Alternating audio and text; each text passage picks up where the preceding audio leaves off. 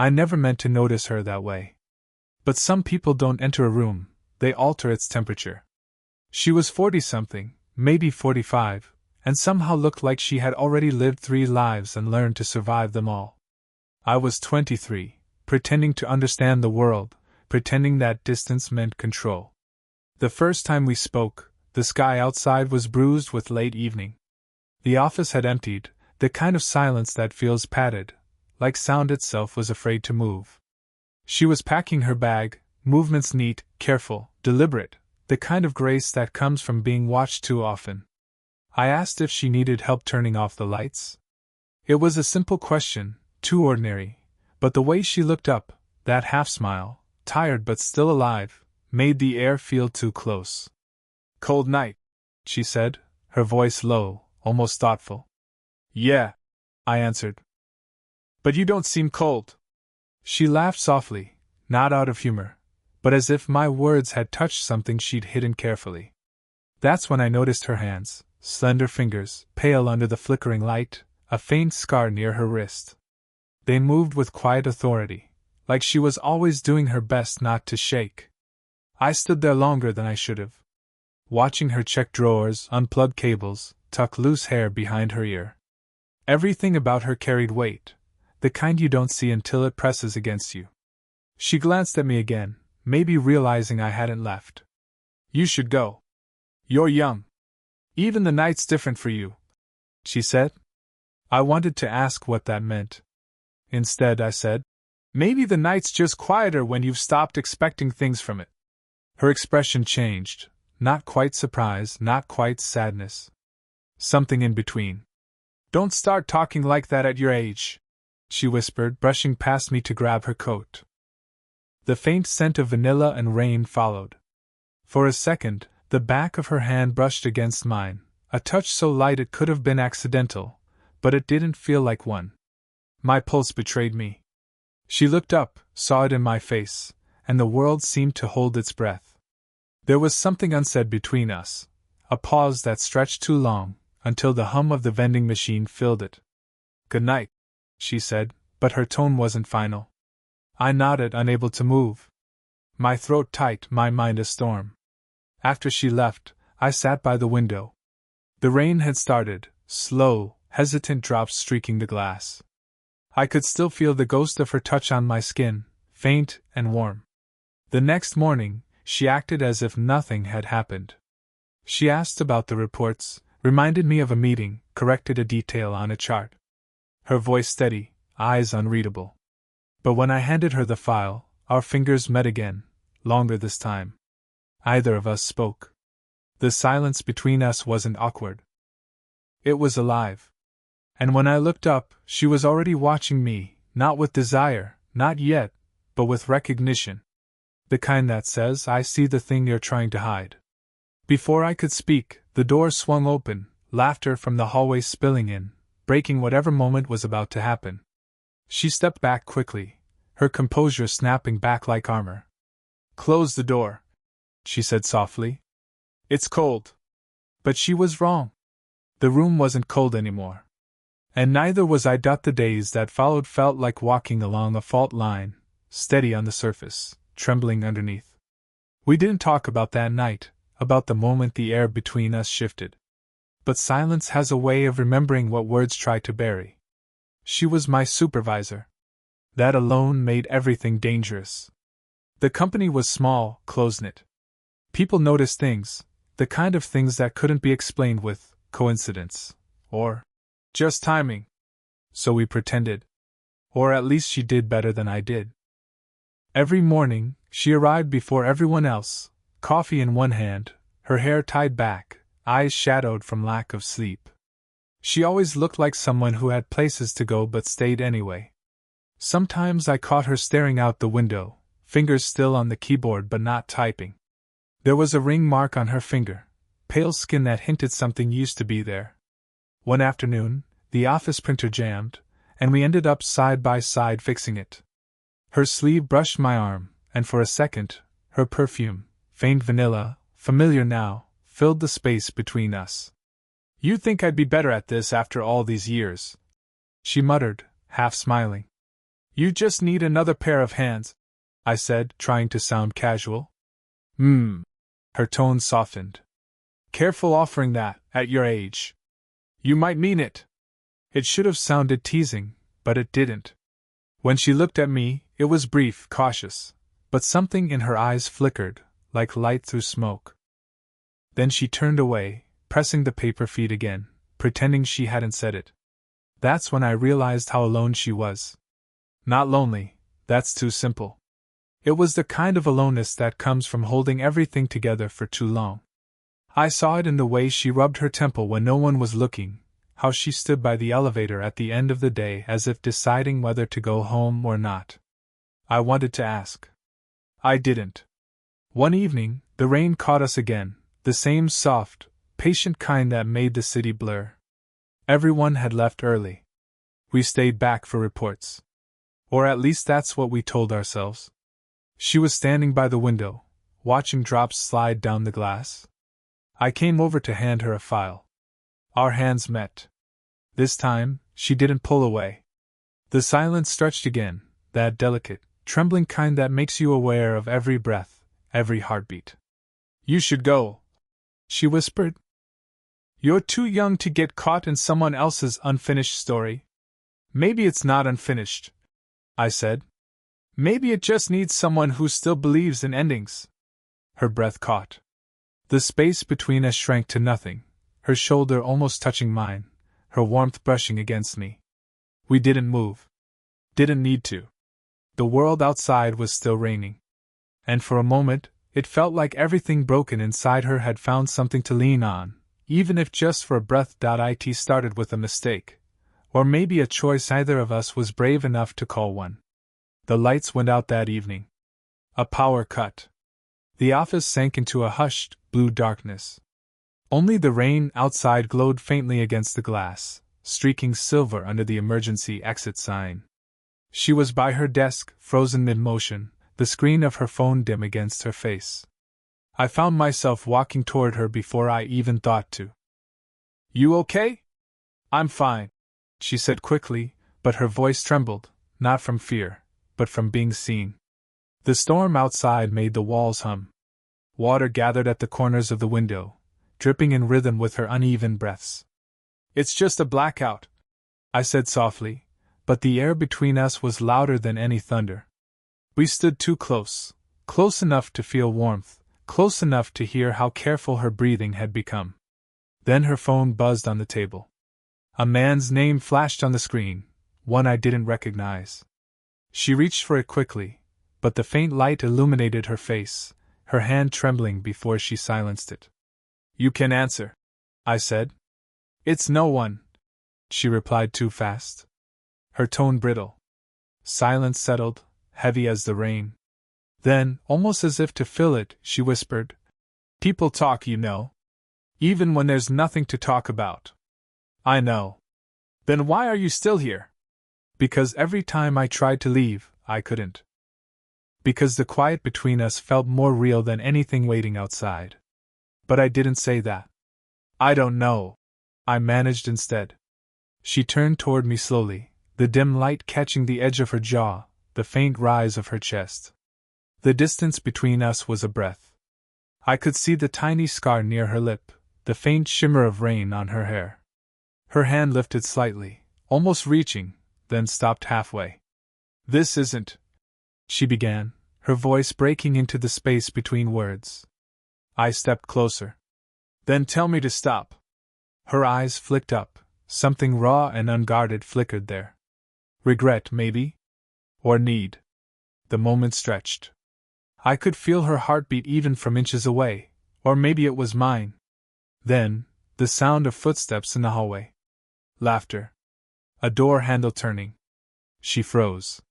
I stepped back fast, knocking a chair slightly. The door opened, a coworker peeked in, holding a flashlight. You two still here? Power's out across the block. Just finishing up, she said smoothly, her composure snapping back like it had never cracked.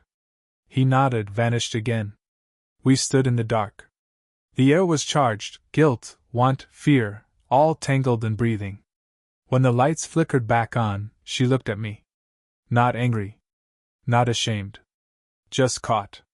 Go home, she said softly. I wanted to. But her voice didn't sound like she wanted me to. And for the first time, I realized neither of us knew how to stop.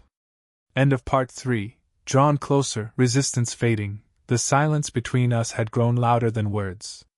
Days passed, but every stolen glance, every almost touch lingered like static in the air, waiting for a spark. That evening, she stayed behind again.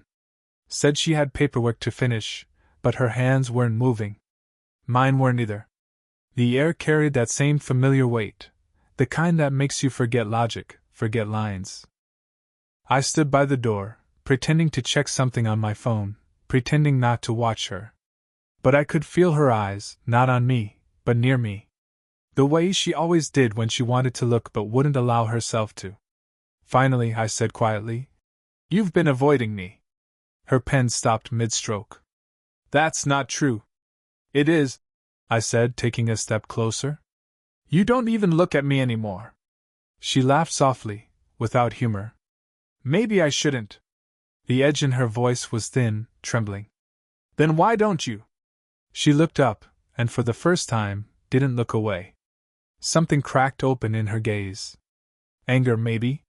Or something far more dangerous. "Because every time I do, I forget how old I am. I forget how young you are. And I forget how wrong this could be." The words hit hard, but her voice softened halfway through them. I moved closer, slow enough for her to stop me. She didn't. "Maybe it's not wrong," I said, my tone barely above a whisper. Her breath hitched. "You don't understand." I reached out, brushing a loose strand of hair from her face. My fingers trembled. Her eyes fluttered shut for just a second. That second was enough. The smell of rain drifted through the open window. Her perfume mixed with it, faint vanilla, warmth, and something that felt like memory. She opened her eyes again, and the distance between us vanished. "You shouldn't," she whispered. "Then tell me to stop," I said again, but this time my voice broke on the word stop. Her lips parted. She didn't say it. I felt her breath on my cheek, her hand rising slowly, hesitating before resting against my chest. My heart was racing, too fast, too loud, she could feel it. "I can't do this," she murmured, but her hand didn't move. "Then don't think," I whispered back. Her eyes searched mine, fear, want, guilt, all of it tangled in one unbearable heartbeat. We leaned closer, just enough for her eyelashes to brush against my skin. The air between us tightened, pulsed, and for that single second, there was nothing but us. Then, the sound of a phone vibrating on the desk. She flinched. It was his name again. We both froze. The spell broke, shattered. Her voice was shaky when she spoke. "You should go." I didn't move. She looked at me, her eyes glassy. "Please." The word was soft, but it carried everything she couldn't say out loud. And as I turned to leave, her whisper followed me, faint, trembling. "This has to stop before it starts." But we both knew it already had. It had been days since that night, days filled with silence that felt heavier than any word we'd ever spoken. She hadn't called. I hadn't tried. But somehow, everything around me still smelled like her, like jasmine and coffee, and something half-finished. When I finally saw her again, it wasn't planned. She was standing by the window of the small cafe we used to meet in after work. The same one where everything had started. I almost turned around. I almost pretended not to see her. But then she looked up, and that single glance pulled me in again like gravity. Her eyes softened for just a moment, then turned guarded. "You shouldn't be here," she said quietly, as I sat across from her. "Neither should you," I said, trying to sound calm. But my heart wasn't listening. She exhaled, her fingers tightening around her cup. "He knows." The words hit harder than I expected. "Knows what?" "That something's changed." Her gaze didn't meet mine. "He asked me last night if I was seeing someone." A pause, long enough for both of us to hear everything we weren't saying. And what did you tell him? She finally looked up. That I didn't know anymore. For a second, I forgot how to breathe.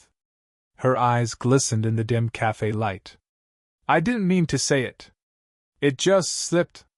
The world around us blurred. The noise, the clinking cups, the hum of voices, all gone. Just her, trembling slightly, her lips parting as if to take it back. Do you regret it? I asked. She didn't answer. Instead, she reached for her cup, but her hand shook too much. I reached out instinctively, steadying it, and for a moment, our fingers locked together. Her breath caught. Don't. I didn't move. You're making it worse, she whispered. I'm just trying to help.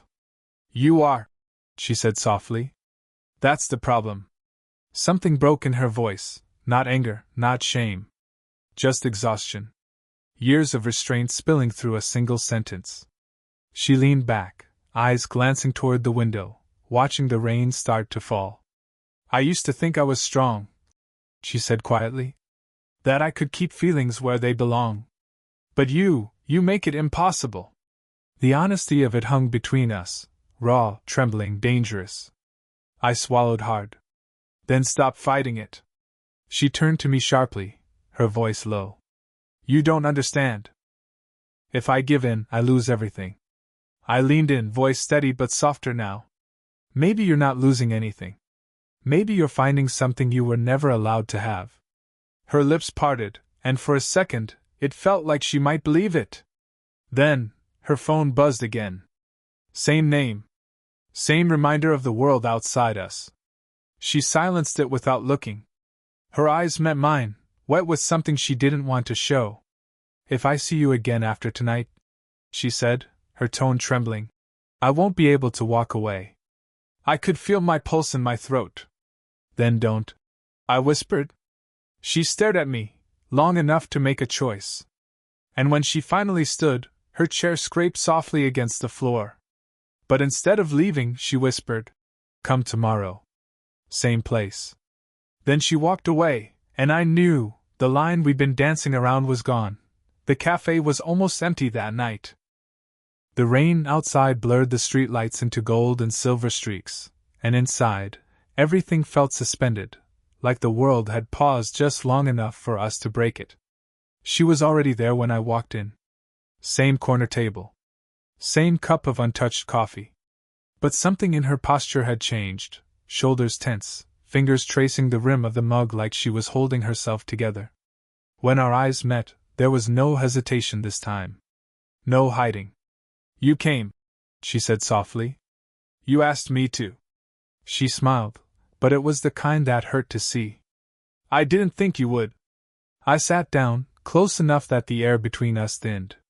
The scent of her perfume lingered, warm, faintly sweet, the same one I'd caught on my hands after the last time we almost touched. For a moment neither of us spoke. Just the low hum of rain against glass, and her breathing, steady but too shallow. I told myself I wouldn't see you again, she said finally, eyes fixed on the table. But every time I tried to stay away, I kept hearing your voice. In everything. Even silence. I swallowed hard, trying to steady the words that wanted to escape. Then why fight it? Because this isn't supposed to happen, she whispered. You're too young and I'm too, don't. I cut in. Don't make it sound like something wrong just because it scares you. Her eyes lifted to mine, wet, shining, breaking. I leaned forward, my voice barely a breath. It's not about what we're supposed to be. It's about what we are when we're together. For a heartbeat, the room disappeared.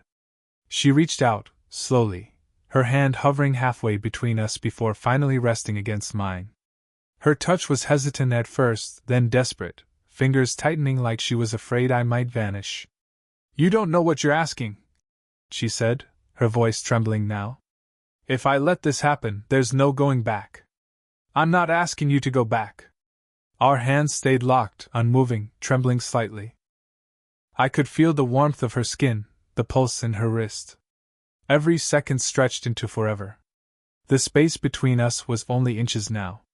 Her breath brushed my cheek, and when she spoke again, it was barely sound. I've spent half my life pretending I'm fine. You make me forget how to lie. Something inside me broke open, quiet, raw, final. Then don't lie anymore.